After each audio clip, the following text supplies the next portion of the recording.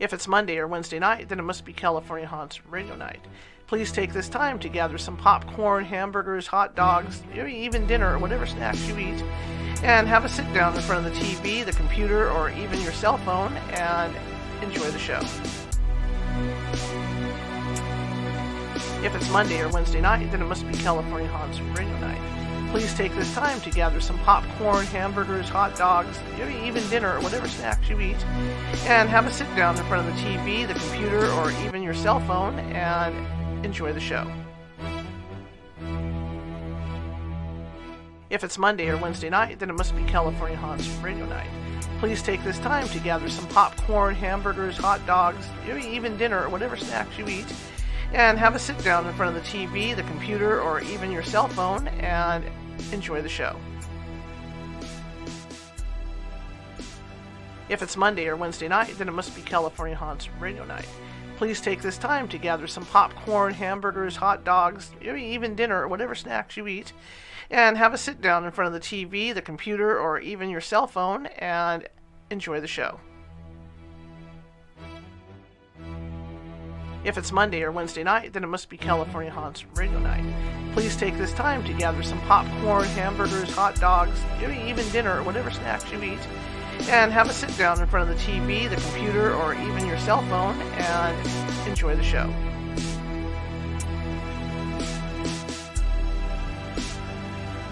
If it's Monday or Wednesday night, then it must be California Haunts Radio Night. Please take this time to gather some popcorn, hamburgers, hot dogs, maybe even dinner or whatever snacks you eat, and have a sit down in front of the TV, the computer, or even your cell phone and enjoy the show. If it's Monday or Wednesday night, then it must be California Haunts Radio Night. Please take this time to gather some popcorn, hamburgers, hot dogs, maybe even dinner or whatever snacks you eat, and have a sit down in front of the TV, the computer, or even your cell phone and enjoy the show. If it's Monday or Wednesday night, then it must be California Haunts Radio Night. Please take this time to gather some popcorn, hamburgers, hot dogs, maybe even dinner or whatever snacks you eat, and have a sit down in front of the TV, the computer, or even your cell phone and enjoy the show. If it's Monday or Wednesday night, then it must be California Haunts Radio Night. Please take this time to gather some popcorn, hamburgers, hot dogs, maybe even dinner or whatever snacks you eat, and have a sit down in front of the TV, the computer, or even your cell phone and enjoy the show. If it's Monday or Wednesday night, then it must be California Haunts Radio Night. Please take this time to gather some popcorn, hamburgers, hot dogs, maybe even dinner or whatever snacks you eat, and have a sit down in front of the TV, the computer, or even your cell phone and enjoy the show. If it's Monday or Wednesday night, then it must be California Haunts Radio Night. Please take this time to gather some popcorn, hamburgers, hot dogs, maybe even dinner or whatever snacks you eat, and have a sit down in front of the TV, the computer, or even your cell phone and enjoy the show. If it's Monday or Wednesday night, then it must be California Haunts Radio Night. Please take this time to gather some popcorn, hamburgers, hot dogs, maybe even dinner or whatever snacks you eat, and have a sit down in front of the TV, the computer, or even your cell phone and enjoy the show. If it's Monday or Wednesday night, then it must be California Haunts Radio Night. Please take this time to gather some popcorn, hamburgers, hot dogs, maybe even dinner or whatever snacks you eat, and have a sit down in front of the TV, the computer, or even your cell phone and enjoy the show. If it's Monday or Wednesday night, then it must be California Haunts Radio Night. Please take this time to gather some popcorn, hamburgers, hot dogs, maybe even dinner or whatever snacks you eat, and have a sit down in front of the TV, the computer, or even your cell phone and enjoy the show. If it's Monday or Wednesday night, then it must be California Haunts Radio Night. Please take this time to gather some popcorn, hamburgers, hot dogs, maybe even dinner or whatever snacks you eat, and have a sit down in front of the TV, the computer, or even your cell phone and enjoy the show. If it's Monday or Wednesday night, then it must be California Haunts Radio Night. please take this time to gather some popcorn, hamburgers, hot dogs, maybe even dinner or whatever snacks you eat, and have a sit down in front of the TV, the computer, or even your cell phone and enjoy the show.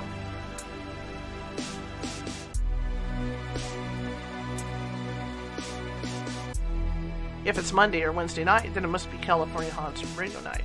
Please take this time to gather some popcorn, hamburgers, hot dogs, maybe even dinner or whatever snacks you eat, and have a sit down in front of the TV, the computer, or even your cell phone and enjoy the show.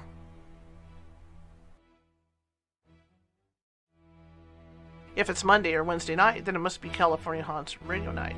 Please take this time to gather some popcorn, hamburgers, hot dogs, maybe even dinner or whatever snacks you eat, and have a sit down in front of the TV, the computer, or even your cell phone and enjoy the show.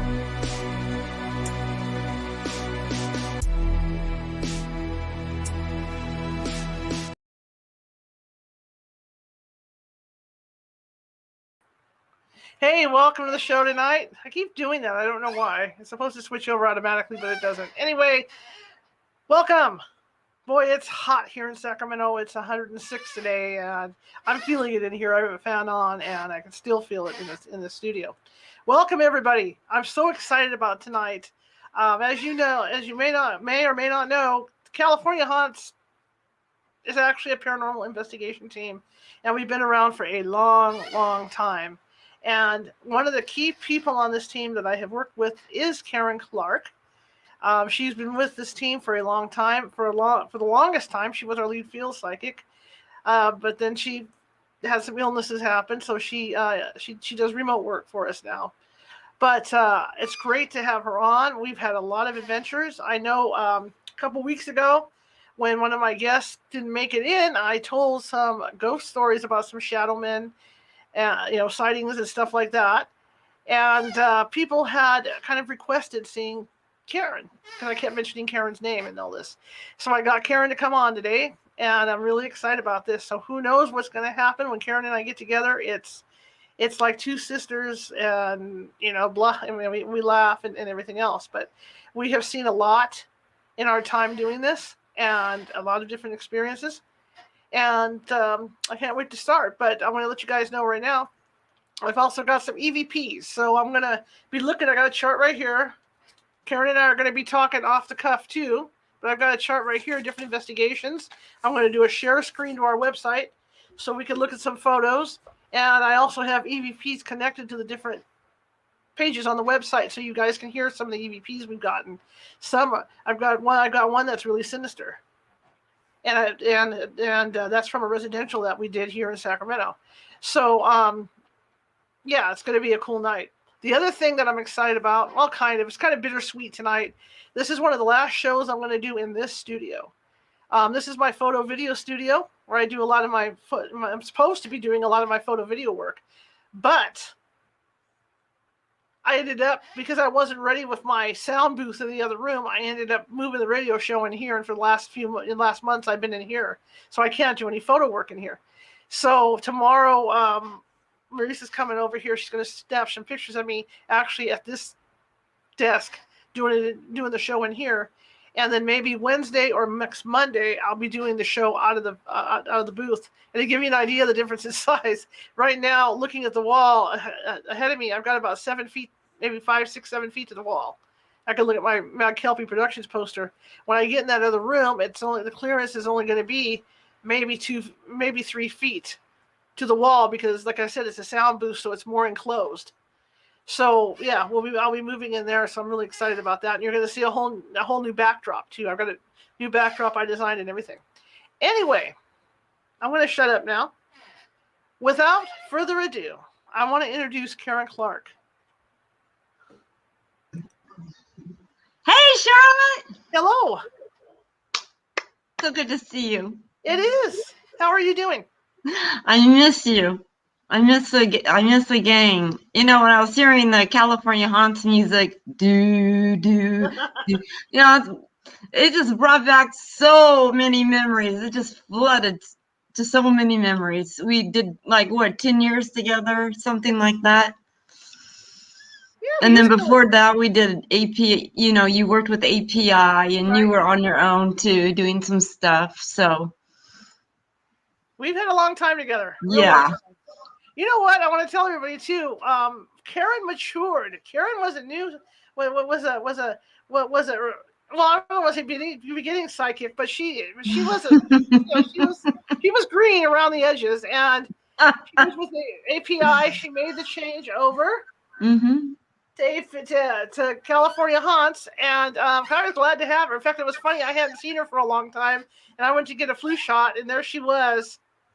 Oh yeah, that's right. I remember that. That was like what, 10 years ago or Yeah, something. and that's Yeah, when I I was asked. given the flu shots that year.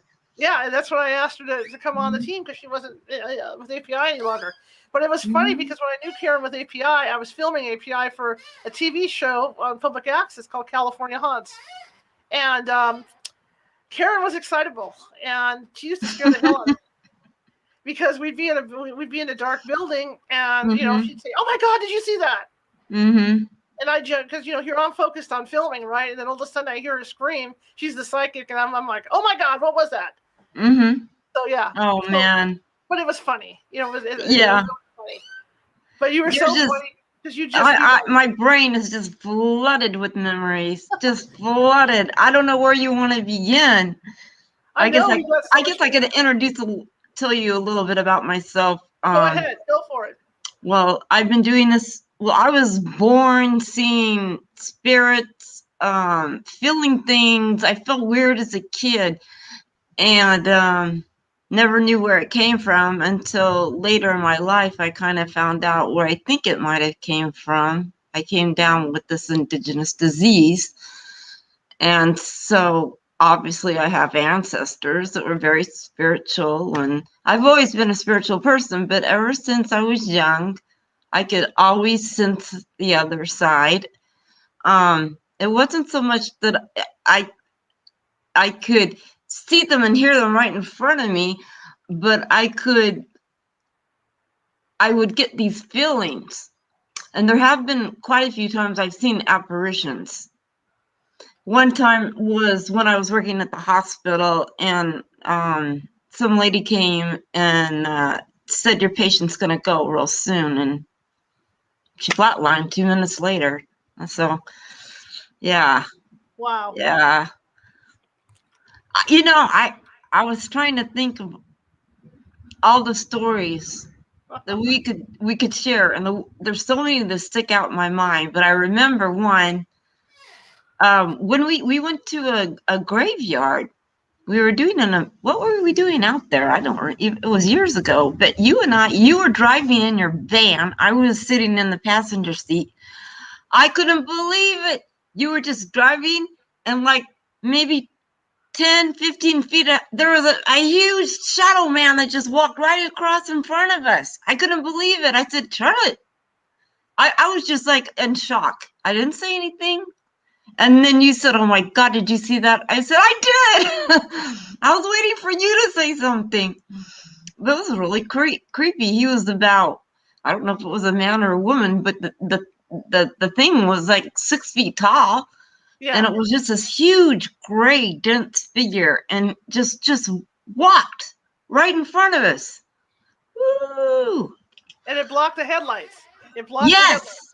There was no light yes, on him. Yeah. yeah. It And was. he never came to us. You drove past there, and I was trying to pick up who it was, who the spirit might have been. I know I did some channeling work in the graveyard, and I did pick up on some spirits. So maybe it was somebody that got unleashed or was just hanging out. That's right. You Maybe it know, was. Yeah, you don't know. yeah. You don't know. But that's not the first time as a team, we encountered weird stuff. I mean, Downeyville was another place that Oh my you didn't God. encounter. But to tell a funny story about Downeyville is we have these jars that have bugs in them that light up, and they're called firefly jars. And I'm not going to give it away because people will run out and buy them. They're hard to find now. But Hmm. the ghosts like them. They like it works kind of like a dowsing rod thing where you can ask, or an EMF meter where you can ask questions and the ghost will play around with the firefly because they Hmm. can see it. And I'll have an example of an EVP about that too later. Mhm. And so we had this thing, and Caren, Mickey, and I were just set it down, and Caren walks by. And Caren swore that it was a real firefly. And I remember you looking down and you said, well, you know, that thing's going to die if you don't poke holes in the top. I was pissed. I'm like, what are you guys doing to this poor bug? You know, I thought it was a real firefly, and supposedly when spirits go by, the bug reacts. And I'm like, why don't you have holes on top of the jar? The jar lid. How come there's not any holes where the bug can breathe? Yeah. And then when they said it's a toy, I said, oh man, this blonde. I was a blonde back then, and I tell you, it just went down too deep or something. I can't believe I never knew about. There's so many things that you can utilize in the paranormal world. It's just coming out ad nauseum now. I mean, you go on TV and there's some new apparatus every week, and a lot of it's cool and some of it's iffy, and I really seriously think a lot of times some of our best investigations were the ones where we used like the simplest things, like flashlights with no batteries that would go on when we contact those kids in that hotel, or like the bug, or just simple things. Simple stuff, yeah. Yeah. Simple stuff. You know, a lot of people, when we go out, they expect the stuff from TV. Oh, yeah. If we go out, we don't have it, they're disappointed. Mm-hmm. But, I mean, I can't afford all that stuff. I mean, we work on donations. It's insane. You'd have to have TV people backing you to afford all that crap, that stuff. Let me tell you. And you have a lot, though, Charlotte. Don't cut yourself short. I mean, you have a lot of equipment. And what really we have cool. Is really good. And one of the things we do out in the field, where a lot of teams don't utilize psychics. They utilize them, but they don't know how to use them properly. Yeah. And one of the things we do is I've got remote psychics that look at the kid. I'll send them a photo of the front of the house, and they'll do a read on the house. And then I'll decide. I have psychics on my team that have different talents. Karen's a nurse. I have one that just takes care of her grandkids and stuff like that. So when we run into children or something, I can pick and choose who I want to go out. That's going to handle whatever's at the case. Yeah. And thank you. Somebody said I was awesome. I am awesome. We know that. Party on, yeah. And so then what happens is that we use our psychics in a way, because you see these TV shows where they go out, and it drives me nuts because they go out and they're like, are you a man or a woman? Blah, blah, blah, blah, blah. And it's just for TV, and it takes forever, and it makes me a mental case. We're very thorough. We go out. Oh, yeah. Questionnaire before we even go out and investigate. Yeah, we do a great preliminary. Yeah, we look around the house for the high EMFs, and we're doing all that. So by the time we get back, we have everything we need. So then what I do is I will send what I got on the preliminary to the investigation team, but not the psychics. Psychics don't do anything. They go in cold. I know that. So when my team goes out, they already know where the high EMF is in the house. So if they come across any high EMF that's not on the list, then they can start looking into it as being possibly paranormal. That's how we operate. So then the psychic comes in, and I have a general idea where to put cameras, but ghosts don't come out on cue. No. So Caren will come in and do a walk through the house, and she'll say, you know what, Charlotte, I think you need to put a camera over there in that room. I think that's where they're going to be tonight. So then we shift, we put the cameras where the psychics tell us to put the cameras, and we go from there. So now as we go in, the psychics go with us through the rooms, and they'll tell us, well, Caren can tell us, Caren will tell me if it's a woman or a kid that we're dealing with. And that helps a lot when you ask questions. In what era? You don't want to ask somebody from the 1800s era about motor cars, No. And sometimes like it'll hit you like a 2x4. And other times it's like you really got to be still and listen. And just because somebody crosses the other side, some people are like in the middle, Some people have crossed and then they visit. There's all different variations. And the thing is that sometimes they got to warm up to you. They don't know. They know that you have a mediumship, but they don't know who you are. So it takes time for them to warm up. Like Charlie at Murphy's Hotel, he knows me. How many times have we been out there? We go out there and there's nobody on the first floor. This is Murphy's Hotel in like a gold mine town. Murphy's, California. Beautiful old historical hotel. And the owners know Charlotte, and the ballroom is just immaculate. It's huge, and often we'll get a group of gals, and I remember a few times there were gals, just girls, and I picked up Charlie. I always pick up Charlie, and then the curtains will move, and then we'll get an EVP that Charlie is talking to me or talking to us. A male voice, and there's no way that there's no way that everybody has gone home. There's nobody on the first floor. The janitors are gone, so there couldn't have been any males around. That's what was so exciting about that one EVP we got. And then I think one time he came in Michael's voice, if I remember right. That was really interesting. Yeah, that freaked me out. Yeah. I'll show you guys the ballroom that Karen's talking about. This room right here. I like this whole thing. It's kind of cool, you know. Yeah. At least we're able to show you guys, you know. Let me know if you guys can see it, you know, to make sure that you can actually see the screen I'm on. I'm just switching back and forth real quick. That's the Mark Twain ballroom. And those drapes that are on the windows, if you guys, I'm pretty sure you guys can see this stuff. I hope. Those drapes that are on the windows right there, the staff will go in there and find them closed all the time after they have them open, because whatever's in there will open and close them. Yeah. Also, tables, they'll find the tables, they'll put tablecloths on, and all the tablecloths are off the tables. And there's a kitchen behind that door, and they also hear things moving around the kitchen when they're in there cleaning and stuff, and there's nothing in there. So what Karen's talking about is we were doing a EVP session in that room, I think, and 3 a.m. I think it was around 3 a.m. It was 3 a.m. Yeah. And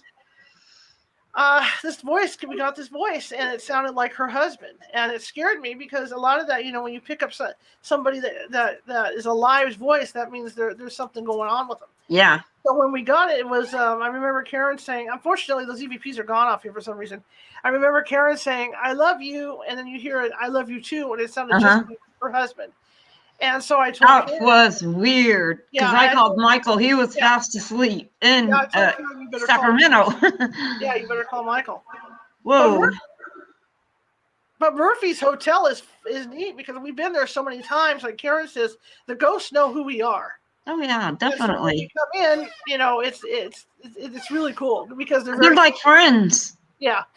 And Eleanor, the gal that runs it, the ghost that runs it, right? Yeah, I picked up on Eleanor. Some people picked up on another name.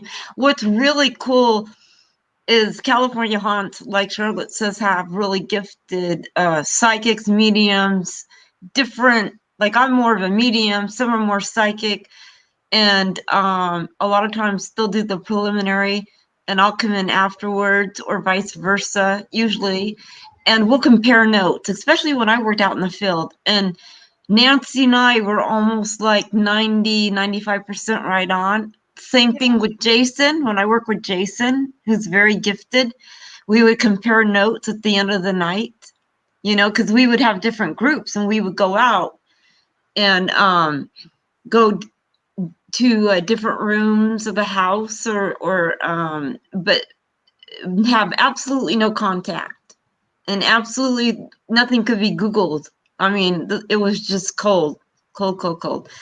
And so that I always found that really fascinating. That a lot of times at the end of the night, we picked up on a lot of the same things, which kind of gives you confirmation, right? Right. Hey, can you guys see that Murphy's Hotel screen? I'm hoping you can. I see it. Okay. All right, so we're on. So yeah, so Murphy's is a great place. We can take you through some of the rooms if you guys like. Room 19 is supposedly where a miner had passed away in there, and we got some good EVPs. That's Randy from long ago. But the interesting thing about Room 19 is one of the chief events is that the water turns on and off at night by itself. And, yes, it does. We debunked it, didn't we? We debunked it. We were staying in room 18 on the other side of this room, and I'll show you room 18. Yeah. The pipes, right? Yeah. Right. And about 3 in the morning, because we don't sleep. Are you kidding? We're ghost investigators. And Caren and I happened to be sitting there, and we heard the pipes in the walls. And when you listen to the pipes in the walls, it sounds like there's water running. So we were able to debunk that. So that was also room 18. Almost every room at the Murphy's Hotel is haunted. So room 18 also has the spirit of a woman. And there's always, the stories you hear of the woman that's waiting for her lover to come in from the gold mine and all this. This is what happened in room 18. That's she was so sad. And she hung out in this room. So, So if you I pick up on her emotions and I start crying. Yeah. I really don't let anybody jump in my body anymore. I haven't for many, many years, especially now because I have health issues. But even then, I'll listen to you, but don't you jump into my body. But oh man, that was a sad, sad case. She was, her husband was a miner and left her, and she was waiting for him to return. I think she's pregnant too. Yeah. And I remember that case. Yes. And you could hear her crying faintly. I mean, even the people that worked there for years, they would walk by the room 18, right? Yes. And they would hear her crying.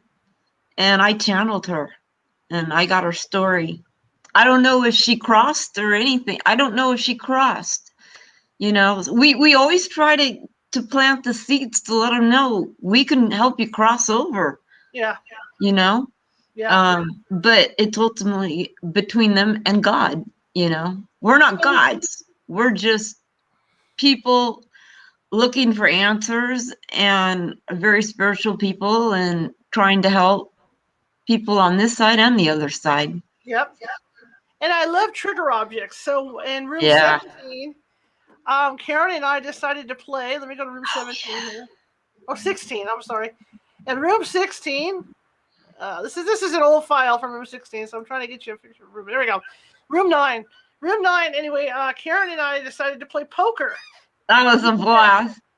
And we had the light fixture on, and we were doing a hand for us, a hand for the ghost, which we put. And it was fun because as we played the game, the light would flicker above us. Oh my God. And you brought props. Remember you bought like a bottle of whiskey? Yeah. Cards, like old-fashioned cards. And you bought something else, poker chips, I think? Yes. And we had cowboy hats and stuff, and as we played, we always get baseline screenings everywhere we go. Every room gets a baseline screenings. Right. And the air got heavier and colder, and the lights started flickering off and on, and definitely. We woke some miners up, I believe, or they wanted to come join the fun. Right. And the funny thing about it was the ghost kept losing hands with the game. And when he won, the lights went absolutely crazy. Oh, yeah. I guess, you remember, he was so excited. Yeah. And we caught it all on video. It was pretty cool. It was great. It was great. But that's the Murphy's Hotel, you guys. And there was nobody around us either. Remember? No. There was usually when we go, they don't have any customers there, or very, very few clients or customers. Right. When we go, the owners are so nice. They just usually shut it down for us for a whole night just to do our investigation.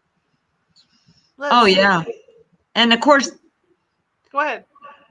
The story I remember that I'll never forget as long as I live is when we went to the Sacramento Theater Company. Oh yeah. Yeah. Holy moly. That night was wild. That was wild. There was a lot And of stuff going on in that place, and allegedly haunted for years. yeah, yep. You know, I remember remember the door thing with that big Yeah. door, and I Yeah. had walked in and I was filming, and I think it was Anne was doing the reading at that point. She was. And I had stepped through the door, and I heard footsteps coming towards me from the left, and no one was there. And I heard it too. Yeah, and it was funny because it sounded like they had keys on a belt, because every time they would step down, the keys would jingle. And then I channeled in the guy that worked there, and he said, "What are you doing here?" And I said, "We're doing an investigation." And he says, "Well, just don't mess anything up." Okay, fine, dude, fine, sir, no problem. We won't mess anything up.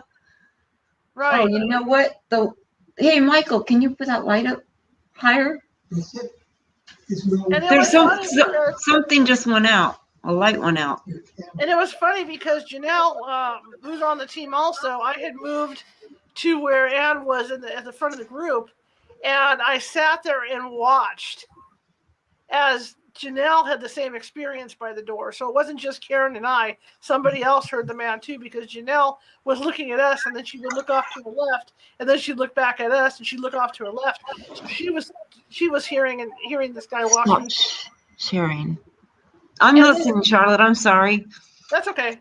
And then as Caren and I were walking around the place, we got into the dressing rooms, and there were boxes that were up on shelves on the walls. And as we went through the room, all the boxes would move with us. Yeah. It was weird. It was really weird. It was August. Yeah. It was like a day like today, like it was over 100. There was absolutely no breeze. There was no the AC was off because it was like in the middle of the night. And the door was heavy. Oh yeah, I remember. Yeah. And there was only like 3 of us. Thank you, that's better, Michael. There was like 3 of us, and that door just slammed. And I mean, it scared it. Yeah. And then we walked a little ways, and then to the right of us, they had the mannequins. Oh yeah. They had the costumes at the dress shop. And they were in a closet. And one of the mannequins started moving.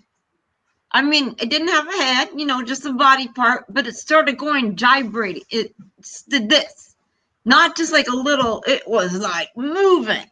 Yeah. And we just ran out. We just like, we're out of here. Back then we were new investigators, so yeah, we were with them. That's our early days. Yeah, our early days where we were seasoned investigators. Yeah. The Sacramento Theater Company is something, Yeah, it really is. Woodland Theater too. Oh my God. Yeah, one of our other favorite places that Caren did a really good channeling in this place is the Sequoia in Placerville. Oh yeah. Oh wait a minute, how'd that happen? That's in Placerville. That's not the Sequoia. I think I hit the wrong one. There we go. I'm sorry. That's the Fallon. I can't keep track. We went to Caren didn't do the Fallon. I was looking up investigations that Caren did. The Sequoia. Oh my gosh. Caren actually channeled the woman at the Sequoia, the owner. The original family that owned this building is still there. And they like to sit and watch everybody come in and out of there. Right now it's being used for parties, for bookings and stuff. But it a lot of weddings. It used to be a working restaurant that people could go into every night. Mm-hmm. And they always had ghostly activity, cold spots, and they see the apparition of a woman, they see the apparition of a little boy, and stuff like that. And so we go in there, and Janelle, one of the first visits we ever made there, one of the legends is that the woman, if you're standing in the downstairs bathroom and looking in the mirror, she'll appear in the mirror behind you. She'll appear in the mirror. And I remember Janelle came out all white faced, and she goes, "I just saw her." I remember that too. I never saw her, but I could feel her. I could sense her. Yeah. But then when you, Laura Freeman, and I went back into the women's restroom, we were just just the three of us. We had an incredible experience. Do you remember that? There's Caren, yep, and there's Caren in the women's restroom. She's sitting down. It's not a great pose. Oh my God, I'm so young. Look at that pose. Look at that. It's between the legs pose. I'm sorry, guys. Gee whiz. And she was talking to, I guess, a gentleman. And I have an EVP for this too. I'm going to share. And as she was doing it, I had this is with Channel 10. Channel 10 came along on this investigation. And we had a FLIR thermal imaging camera with us at the time.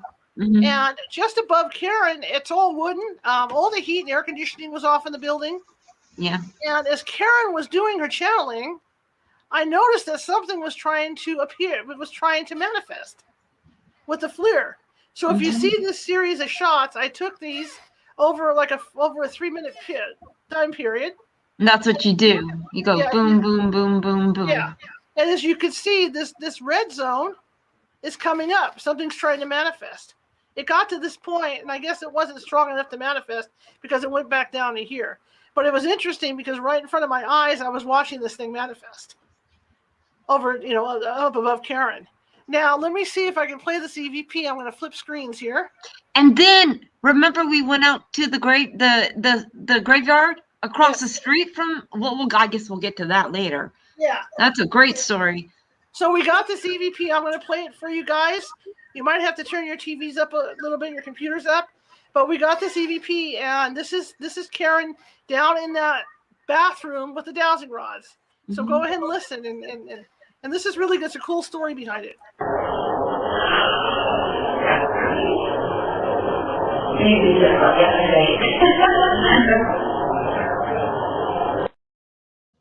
I'll play it again for you guys.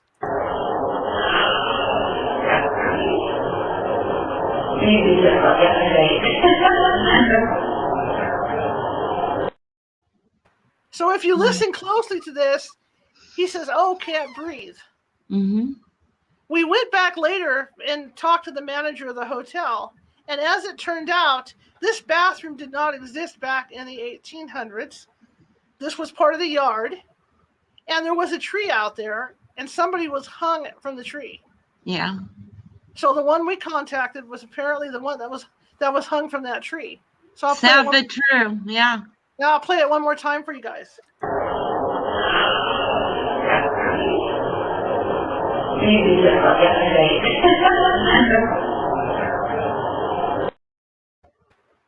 Now another time, we've been there multiple times too. With with several TV stations and stuff that came in with us. Mm-hmm. And Caren was in the ballroom doing a walkthrough and reading because they were having dance lessons. They had dance lessons, right? Yeah. And they were doing the ball. It was real popular back then. They were doing the ballroom dancing. I don't know. They probably still do it. Yeah, I don't get out much. But didn't the lights go out during the session? What's that? You said the lights went out during the session. The session that you're talking about right now? The ballroom dancing. Yes. So we sat down to do an EVP session. At the Sequoia. You're talking about the Sequoia Hotel. Yeah. Yes. We sat down. That was crazy. Yeah, we sat down to do an EVP session, and we got our answer. Turn the lights on and off in the ballroom, do you know? Well, if I find out, I guess. If you can hear the name, I'll play it again. Turn the lights on and off in the ballroom, do you know? Well, if I find out, I guess. Kevin, he was snitching on whoever turned the lights off. Yeah. So that was kind of cool. That was really kind of cool. So we've had a good time at the Sequoia. I can't say a good time, but we've gotten good stuff at the Sequoia. And when we talk about the cemetery, that blew me away. At the housing rod session, I don't know if it was in the restroom or where it was, but that was in the restroom. Laura and I, we were in the restroom, and I was channeling. Yeah. And then I think you got something on the EVP. We got a name, and then we went across the street to the graveyard. I've never been there. I don't know if you've ever been there. I've never been there. I don't know about Laura, but somehow we were led the dowsing rods and all the equipment. it led us to it steered me a certain direction, and we ended up right at the same grave tombstone of the name that we got from our EVP session. Yeah, I had asked the lady that we were talking to if once we finished, if I took the dowsing rods across the road, if she would lead me to her grave. And so there's video of me doing this. It used to be on the website, but Yahoo has decided that they don't want to maintain the websites anymore, so I have to change everything, so I'm moving files. Mm-hmm. But I remember there's that. actual video of me being led with the dowsing rods through the cemetery to this woman's grave. Again, we go running back into Sequoia. We talk to the manager, and this was a former employee of Sequoia. So it's kind of cool, you know. Yeah, that's what we call. That's right. Evidence. Yeah, that's what we call good evidence. And, you know, we're not playing all the time, but it's fun. Now, I want to talk about a residential that we did in Sacramento. And this woman has a daughter who is autistic. Mm-hmm. You remember that one? Yeah. Yes. And whatever this thing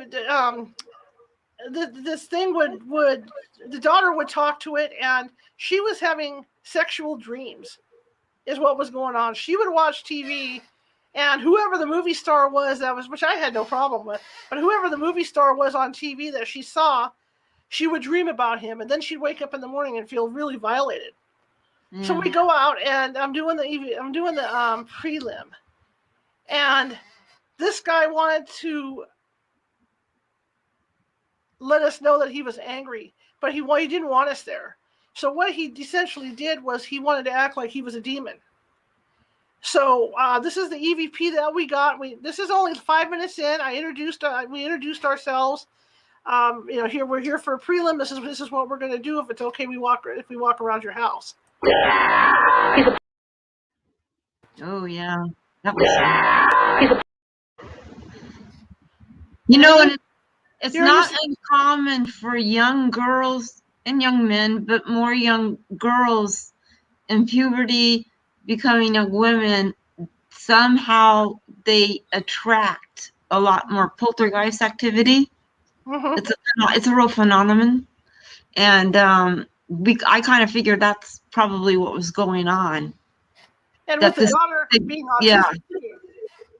Go ahead. I'm sorry. Yeah, I'm sorry for interrupting. With the daughter being autistic, that's another issue because the autistic kids tend to have abilities to speak with ghosts and stuff, and she was the main target. Even though the mother was sensitive, obviously, but the daughter was also a main target. And there were also ghosts there. The grandmother and the sister was there trying to protect them away. Yeah, that's right. And then we got a name. His name was Ryan. And yeah. And it took a lot. We had to work with the woman. We had to do a cleansing on the woman to, get all that energy off of her and all that and get that cleared. But she still has issues from time to time. Now, when I talked about the bug jar and how the ghosts react to it, I was doing a question and answer in the master bedroom. Let me see if it's here. Where is it? There it is. And I'm blind, And this is Ryan reacting to the bug jar. Make it jump again, Ryan.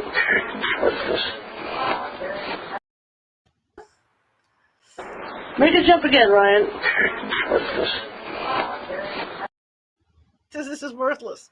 Yeah. Make it jump again, Ryan.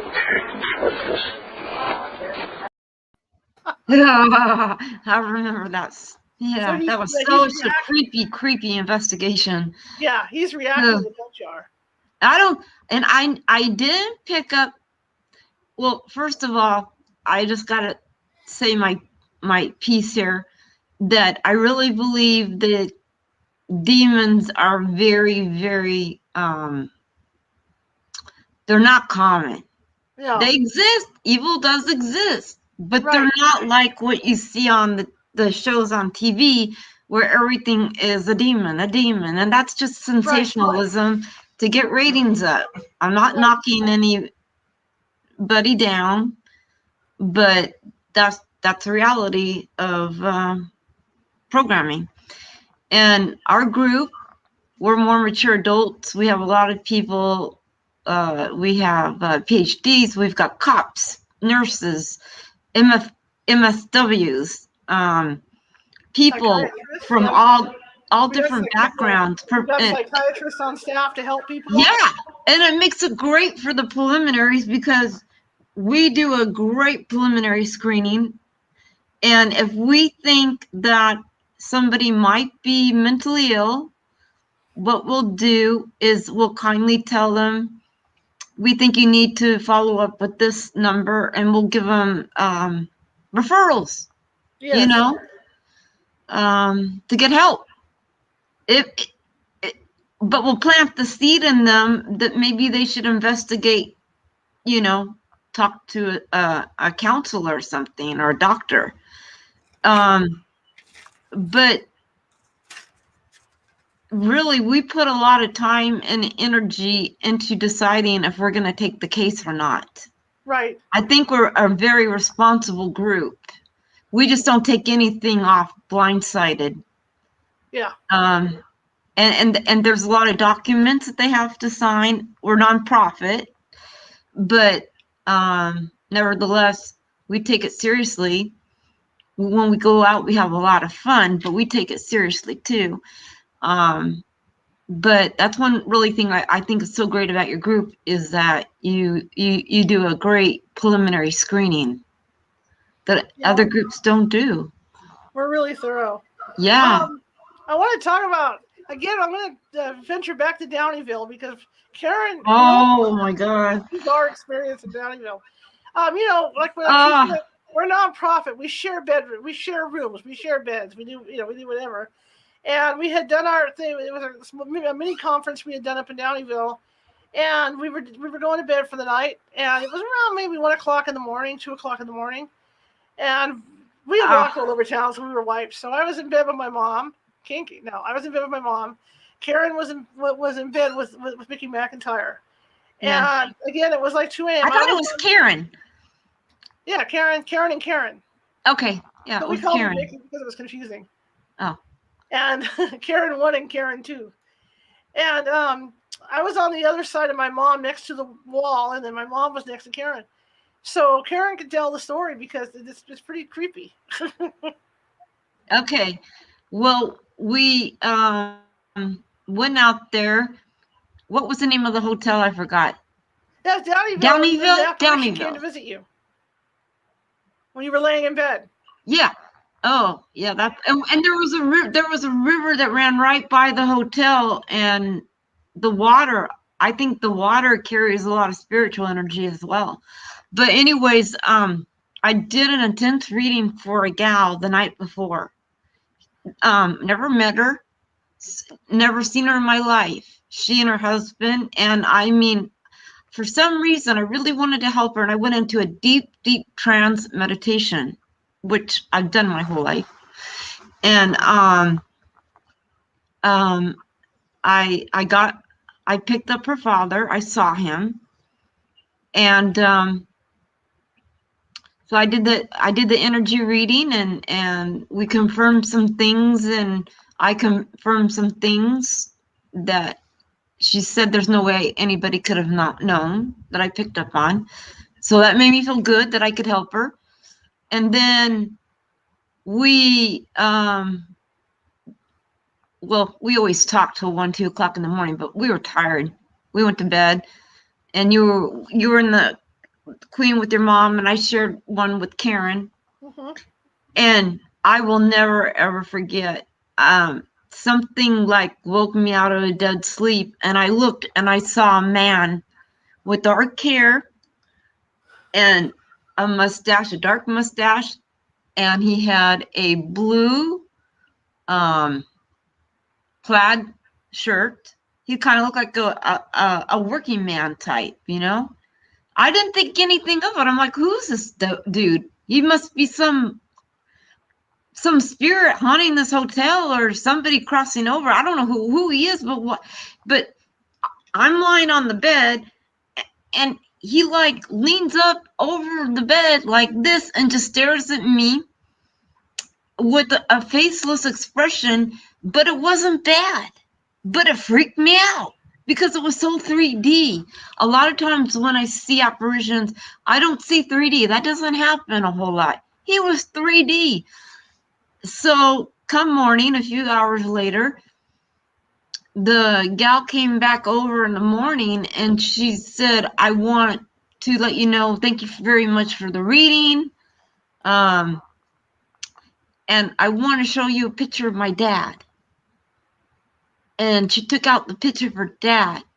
It was the same guy. He had dark hair, a dark mustache, and in the picture he was wearing a blue plaid shirt. And I started crying.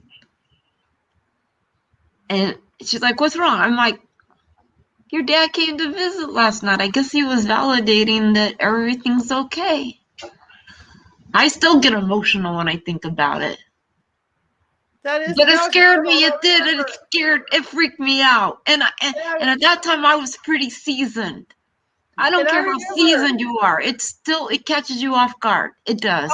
I'm a light sleeper, especially in a haunted place. And I remember all of a sudden I hear Caren go, "You're not Michael." Right. Yeah. Yeah, right. Yeah. I'll never forget that. And he didn't make his presence very long, just long enough where I could really get a good view of him and show me who he was.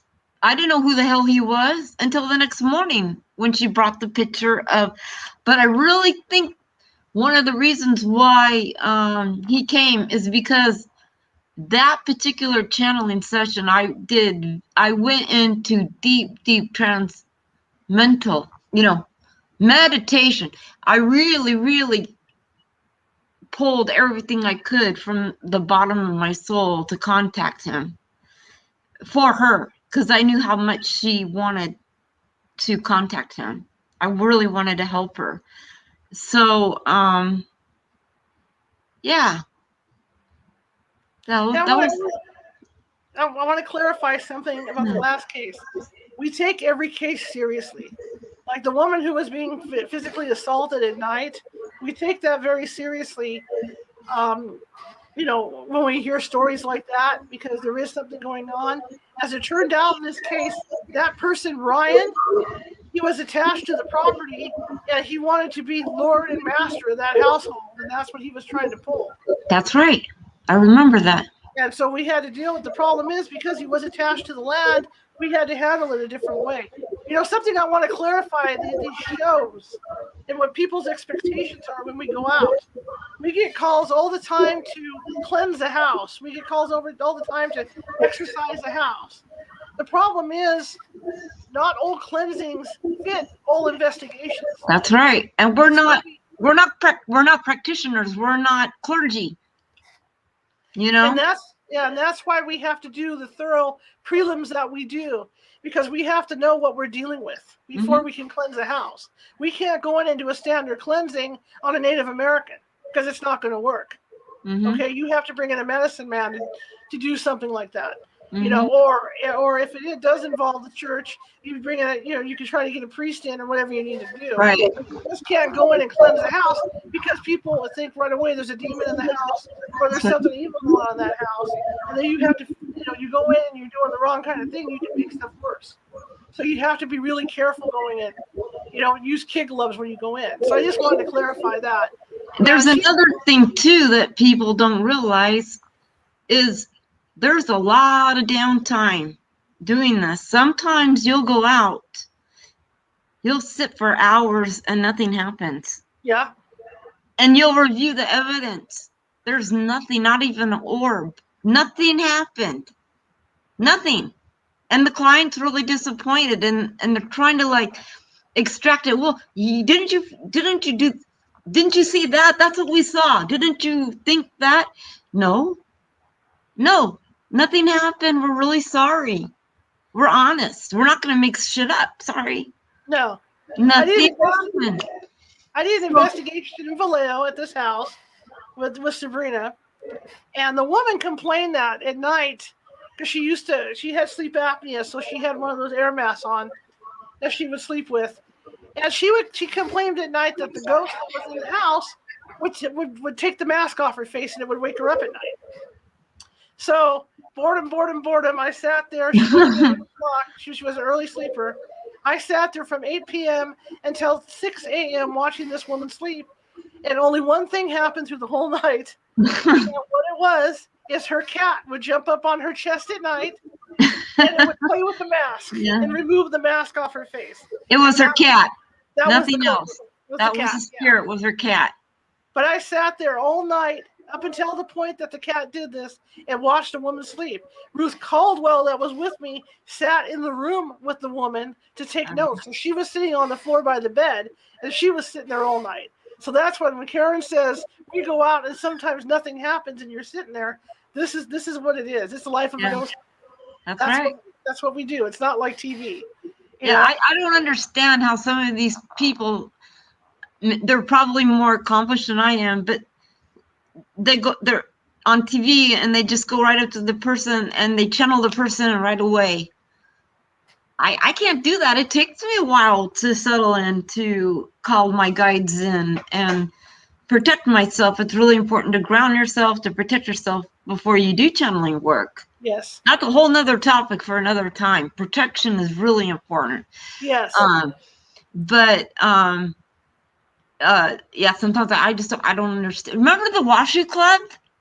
Yeah. Oh my God. That was wild. And I'll never forget. That was one of the most wild investigations I ever did. The Washu Club in Virginia City. And I remember just as Ghost Adventures were leaving, we came in right after them. Mm-hmm. And after our investigations, he looked like a ghost himself. But the bartender was there like for 20 some years. And he told us we did a better job than Ghost Adventures did. I thought that was pretty cool. But we were also, we joined in with another Bay Area group, I think, or Nevada group, I think. Yeah, the Nevada team. Yeah. So that was really, really fun. But it was really, really nerve-wracking, too. There was a lot of stuff happening there. I was up on the second floor in what they call the meeting room, the big ballroom. And because I was having trouble walking that night, I was at the monitors. And I got to give you an idea of this place when we were there. I know they've improved it a lot, but there were no rails on the stairwells. And when people went walking up the stairwells, to go walking up those stairwells, you could fall. You could have an accident doing it. So I made sure the team was working in twos because I didn't want any accidents in the dark.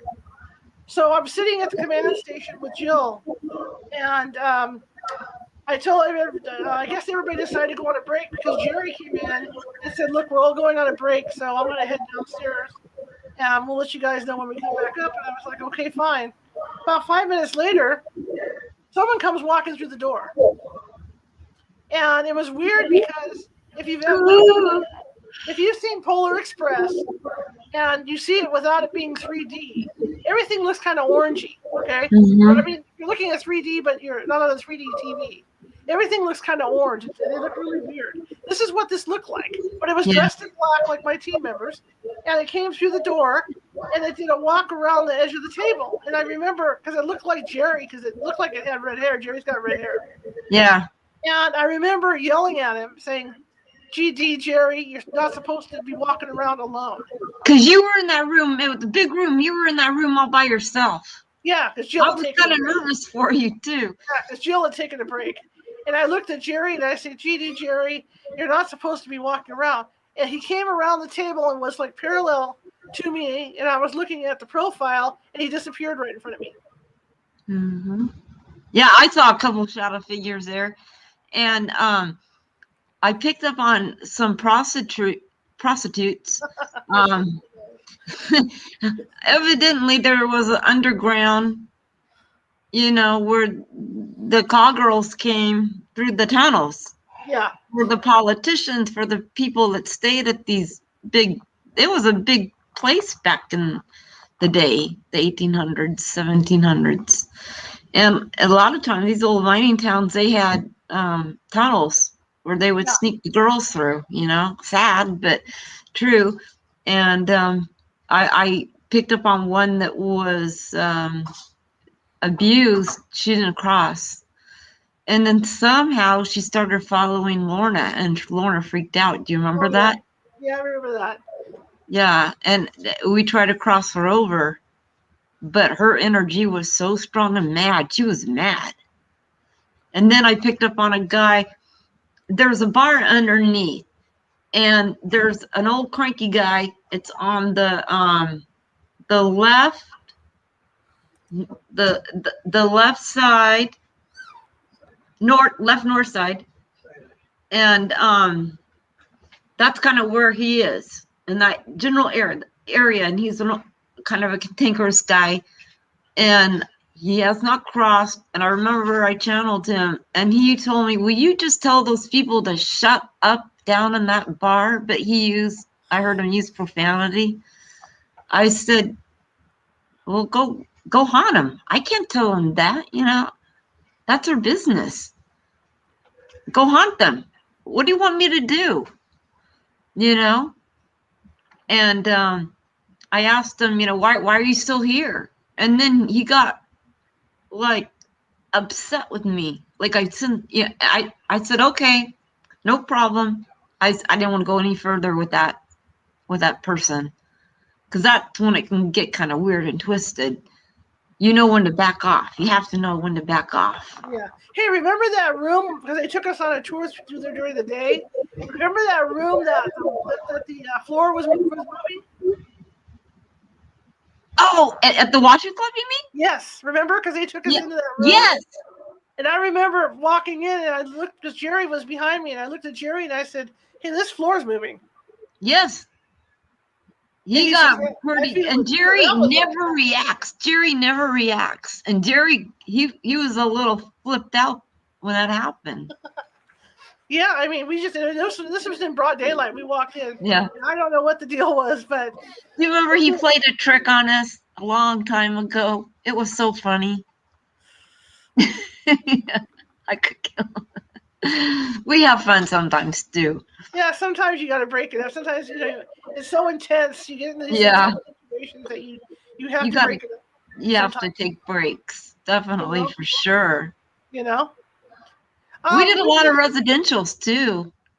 Yeah. I remember we crossed over. I think we all, there was a big group of us, and we were at a schoolyard, and we were standing in a circle, all holding hands. Oh yeah. And we crossed the mother over. That was Downeyville, yeah. That was great. That was a nice release. We did one in El Dorado Hills. This woman, and she was hearing noises in the walls, and the first thing we think of, because especially New House though, is rats. Going through the walls. Snakes. Yeah, and snakes. So we end up crawling through the attics and stuff with. And the thing with rats is when they pee, they leave a trail, and you can use a fluorescent light to see if there's trails. So I had people up in the attic in this place, didn't find anything, and we ended up doing some EVP sessions in the house. And Caren was hitting on a bunch of people that were coming in and out of this house. And we didn't know really what was going on. The kids were hearing stuff. And so we were doing EVP sessions in this house. And we settled on the bathroom because it seemed like the activity was centered in the restroom. And, a lot of activity is centered in bathrooms because that's where the water is in the house. And also in old hotels, when you go into old hotels, that's where you're going to get activity is the bathrooms. I never go to the bathroom in an old hotel. The reason being is that even though they've changed the plumbing. Yeah. They don't change the plumbing all the way under the building all the time. So you're getting plumbing that's from a lot of years ago. So a lot of that has energy in it. So that's why you're getting stuff in these hotels. Yeah. Anyway, so we go in the bathroom, and we're doing EVP sessions. And I got this one, and you're going to hear the voice, and it's cool. Listen.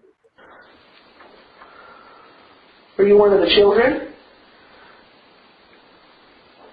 Yes. Again. Are you one of the children? Yes. Ah, So you can hear the child on there. yeah. And the Wow. other thing to remember too, with these cases, is that we don't even put in, we don't say that it's something until we have 3 ways of verifying it. So I'll do an EVP session like this. I'll be using dowsing rods, and then the psychic or medium will be in there to verify it. That's how we're verifying stuff, and then we'll go back and do our research. As it turned out, this is an area where there was a wagon train trail. And on some of the EVPs we got, we could actually hear the horses and the wagon trains going through. But this was like awesome. a portal that they were coming through. They were coming through this house. Now I'm going to play. Let me lean forward a little bit. See what I got. I got a couple here, but the one that's most notable is this one. And we had a lot of action in that place. What is that? Do you understand that?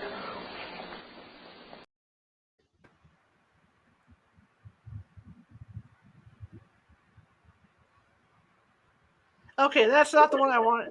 I didn't hear anything. I made a mistake. That's not the one I wanted. That's okay with you then, right? Yeah, so you can hear him say right. That's okay with you then, right? Oh, yeah. Uh-huh. Yeah.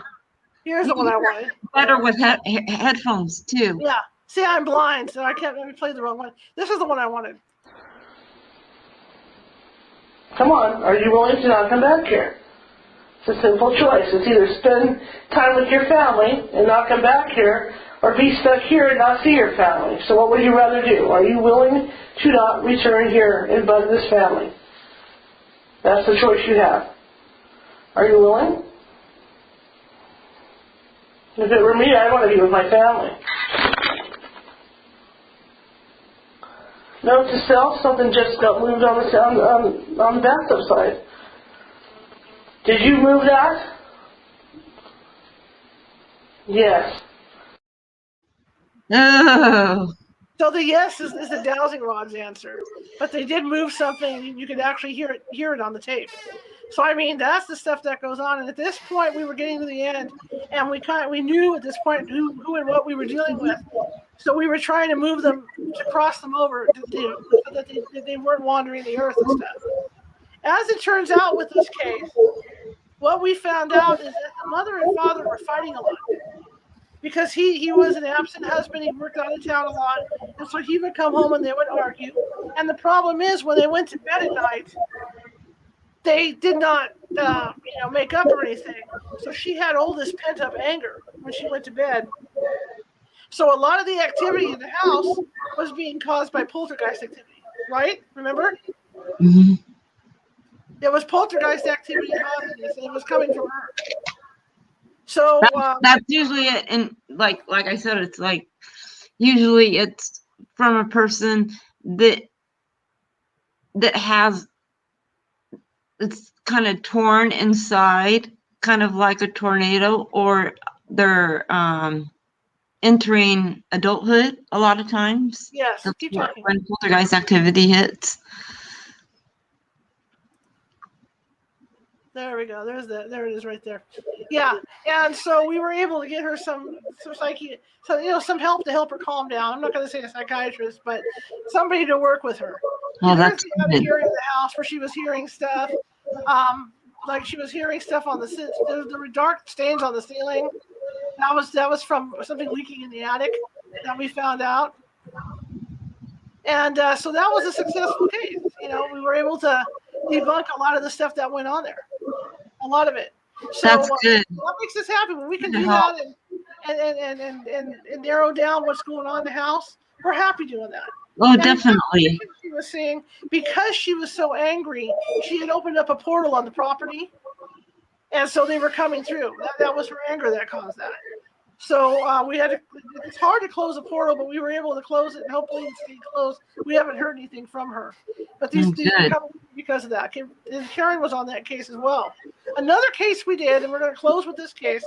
We went out to a pizza parlor. You remember that? Oh my goodness! Oh yes. In Pleasanton, and this pizza parlor is written up in a lot of paranormal stuff online, and we got that was funny. And let me go ahead and pull that up. As I go up. I can't read. So that was in the Bay Area, right, Charlotte? Yeah, that was in Pleasanton. There it is, Okay. 2011. That was back in 2011. Da-da-da-da-da. I remember what happened. And go I ahead think and talk about what happened. Fred was there, and Yes. okay, who else was there? It was Fred. I got a list of who was there. Hang on. Here we go. So, all right. So it was you, it was me, Julie, Fred, Kat, you, and John. Okay.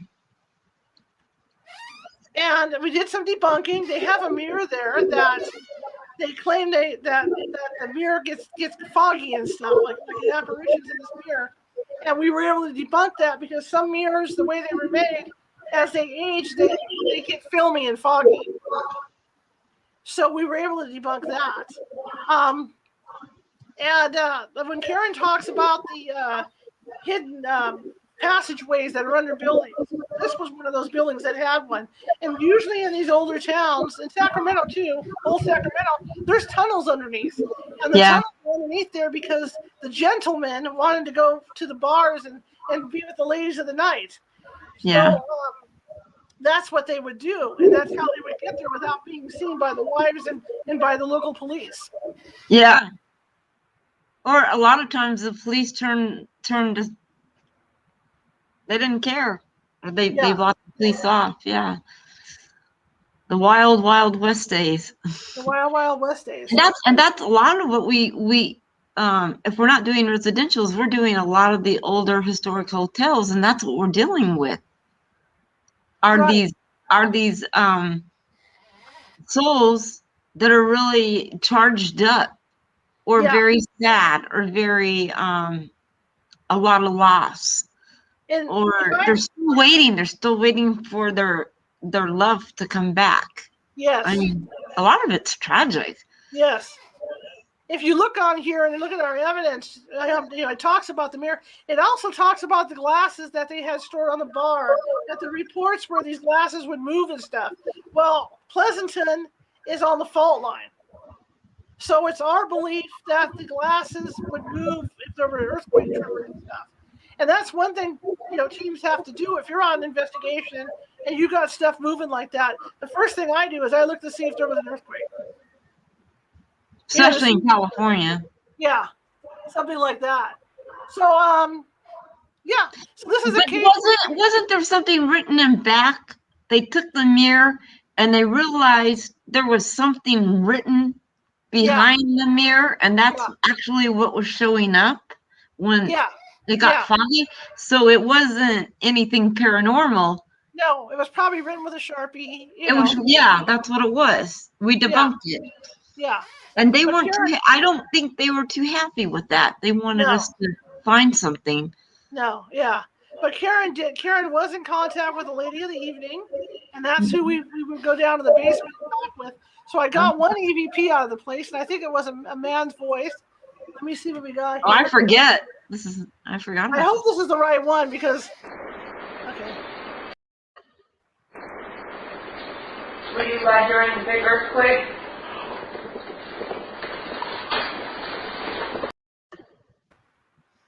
He says no, but you can't. I don't know why you can't. Were you by during the big earthquake?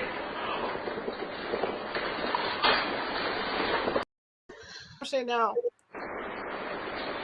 Were you by during the big earthquake?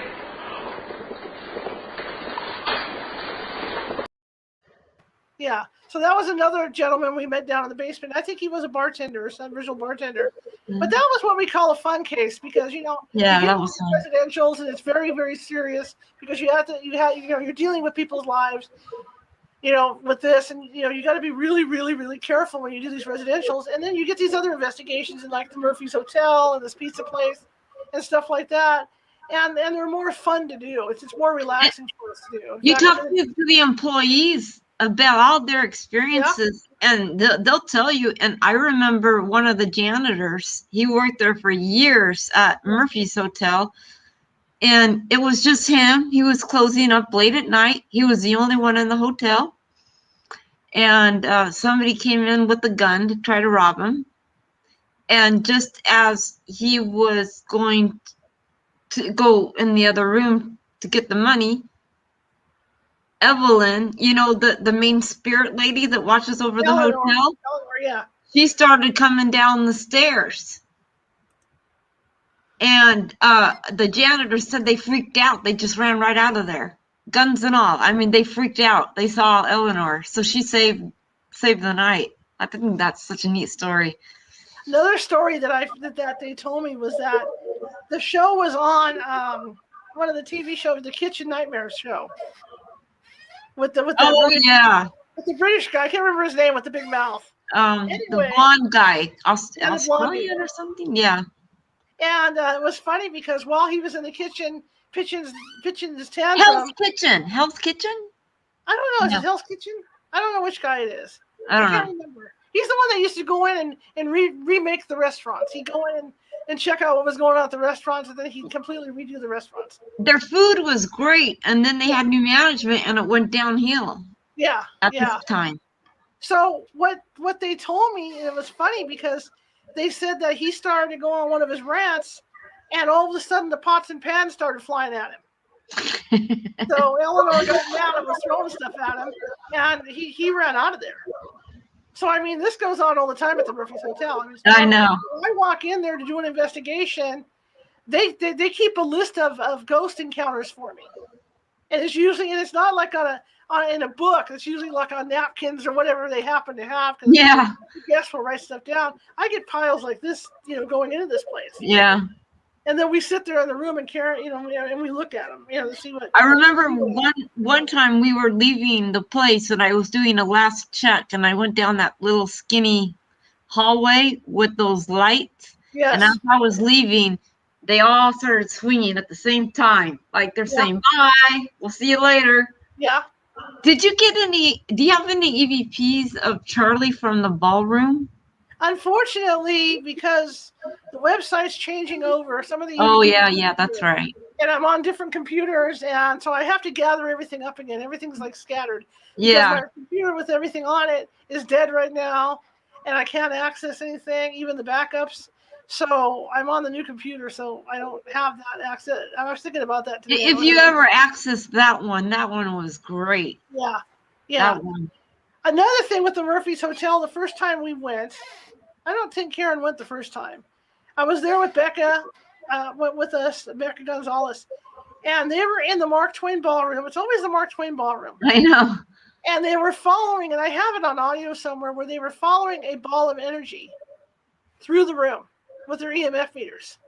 But the problem was, they said the air got so thick that two of them threw up. Yeah. Yeah. It can make you ill. It can make you ill. Yeah. And so I told him to go outside and take a break. The other thing that happened was Jose, with Sharon, we were doing a seance around one of the tables in that room. And I had the infrared cameras going. And I also took motion detectors and put them around the table because I thought it would be cool to see if we could pick up the ghosts coming and going. Oh, that is a good idea. And as Jose was sitting there, and I have to get this footage up. Like I said, everything's in transit right now with the website. You see Jose go blurry in the camera.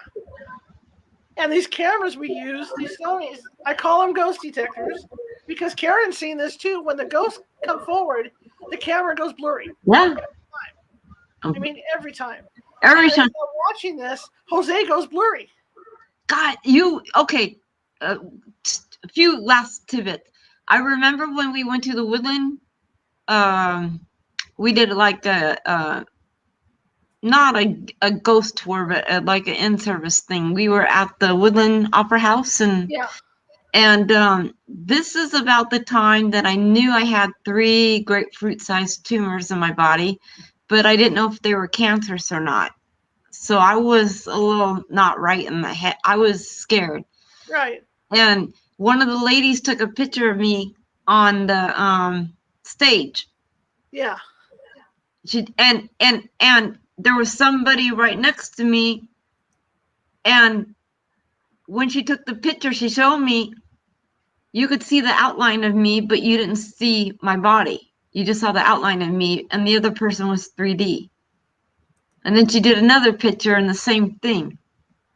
And I always thought, wow, I wonder if that had something to do with when I had those tumors or something. Crazy. Hang on 1 second. Yeah, that was crazy. And going back to that Murphy's thing, as I'm watching Jose, and I'm watching this happen on Jose, I said, Jose, you're blurry. And he looks at me and he goes, I know it, I don't feel good. Oh. And I said, well, you're blurry, something's on you, something's in you, something's on you. And at that point, Sharon looks over and says, oh my God, it's great. The Mermaid Hotel, a lot of famous people have stayed there. President Grant has stayed there when he was General Grant. You know, a lot of the people that were on the Titanic. Yeah. John Jacob Astor. And it was interesting because the thing Sharon said was that was Grant that was in Jose.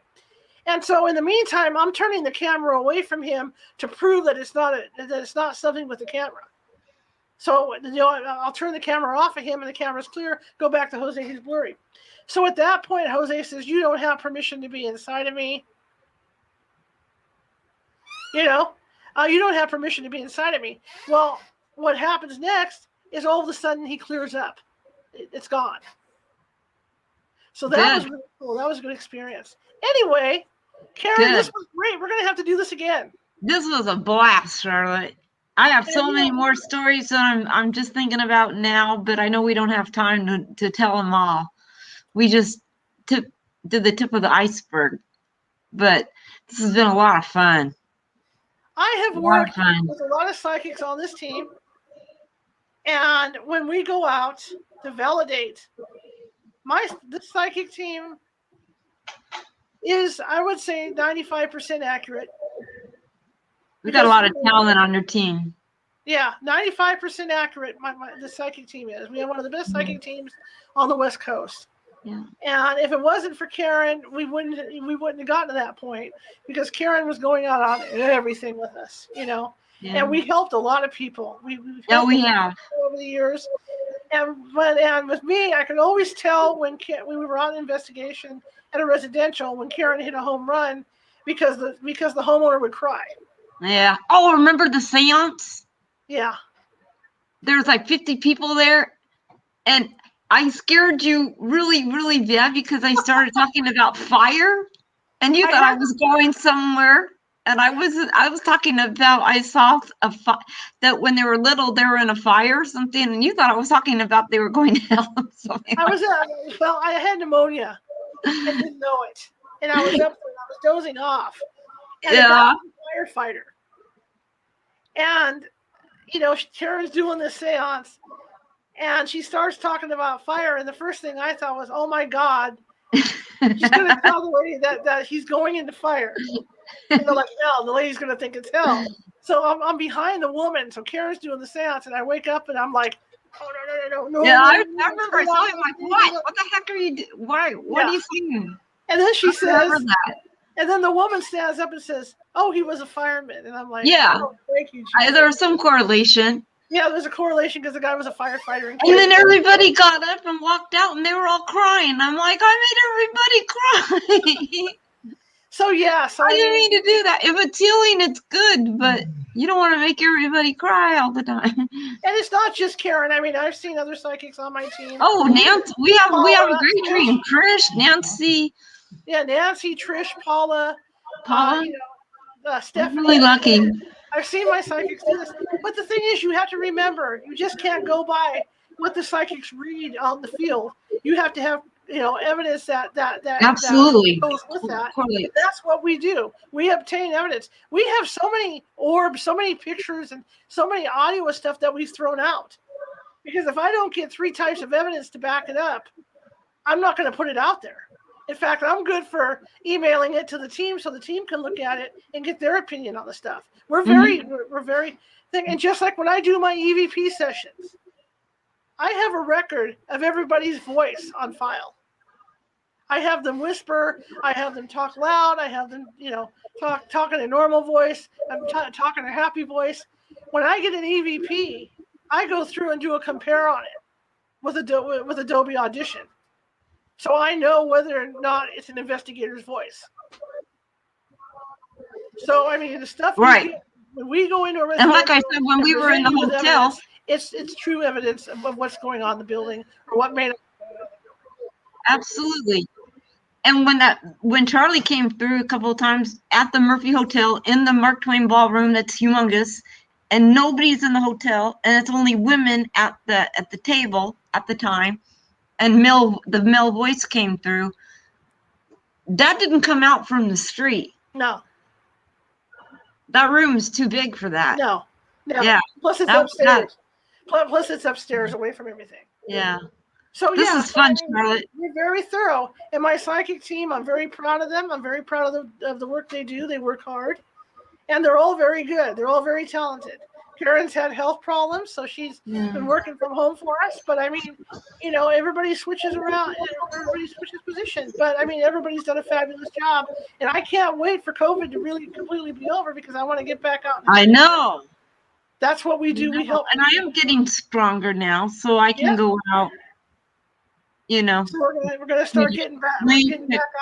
In fact, we're planning on doing an old hotel coming up here. I don't know when yet, or which one. Are fine. Yeah, we're down to 2. The ones that are a little sinister that I will do from a distance because I don't want to tax my body. Yeah. Without being sick for so long. Gotcha. But it was great. It was great. It was fun. We'll have to do this again. Definitely. I tell you, we'd be great camping. Yeah. We can scare the hell out of people. But, I always tell you, got to write your book. Jack, you're in Half Moon Bay today, huh? Yeah. So you're coming from your hotel room doing this. That's pretty cool. That's right. Cool. Anyway, I'm going to let you go, and I'm going to get off of here. And it has been a blast. Yep. That's been great. And thank you so much. You're welcome. Have a good evening, Karen. Yeah, have a good evening. See you later. Yep. Bye. Anyway, that was fun. And if anybody doubts Karen's abilities, I'm sorry you doubt her abilities, but she is really good. And I just want to clarify that Caren has been really ill the last 4 or 5 years. So, you know, she might have forgotten details on stuff, but she's very good at what she does.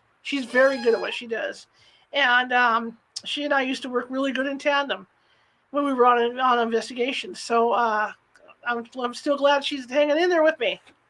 My good buddy Caren. Anyway, guys, like I said, the next time you see me, I may be broadcasting from the sound booth, or I may not. I might have to wait till Monday. But yeah, and I've got the T-shirts for sale on our website, on our California Haunts Radio website. That's www.californiahauntsradio.com. If you want a T-shirt, they're $21.95, and they go up to size 3X for men and women. Here's another incentive for you. If you submit guest suggestions to me, and the guest books, I will give you a free T-shirt. And what I will do, because I don't want to wear it and be all icky, you know, somebody wears your T-shirt and they wash it, it's still like, ew. I will put it and show you, mention your name on the air, and I'll drape it over the back of my chair here, and so it'll be back there when I do the show. So if you'd like to suggest a guest, go ahead. There's a contact form on that website. Again, it's www.californiahauntsradio.com, and there's a contact form there, and you can suggest a guest. The other thing is, as you see, paypal.me/CaliforniaHaunts. I do this for free, essentially. It's a whole lot of pocket, and we like to keep getting some good guests. In fact, June's completely booked, so we've got some really great stuff coming up in June. And if you want to donate a little bit to help me out to pay for all this stuff, I'd really appreciate it. Doesn't have to be a lot, $5, whatever. Also, we are going to finally launch the Patreon, and we're going to have some really cool levels and really cool prizes with that. And I might add a pair of California Haunts sunglasses to the prizes on the Patreon. So, I have a lot to say today. And if you can share this with 5 people, just 5 people, even if you hate the show and you want to share this with 5 people, send it over to them. Send it to the people you hate, okay? because we want to get as many people watching this as possible. We're trying to get our numbers up. I'm trying to get advertisers to work with us. I'm trying to get sponsors to get this show really launched and going. So whatever you can do to help us out would be great. But anyway, I want to thank you guys. And I'm going to see our guest for Wednesday. I'm going to go ahead and tease it right now. Let me go back to my file. So I even keep files. Wednesday's guest is going to be Jared Murphy. And let's see. He has a lot to say about ancient technologies. A lot of those books, Chariots of the God, have been out about how the aliens had built the technology in Egypt and different places. Jared Murphy doesn't think so. Jared Murphy's a Bible scholar, has done a lot of research, and he seems to think that it was the Egyptian people that built a lot of those technologies. So we're going to hear his theories and why he thinks that on Wednesday evening. So I want to thank everybody for coming on, and have a good rest of your Memorial Day. And I appreciate each and every one of you. Have a good night, guys. Oh, hang on. See that? I'm ahead of myself. Huh. Okay. Have a good night, guys.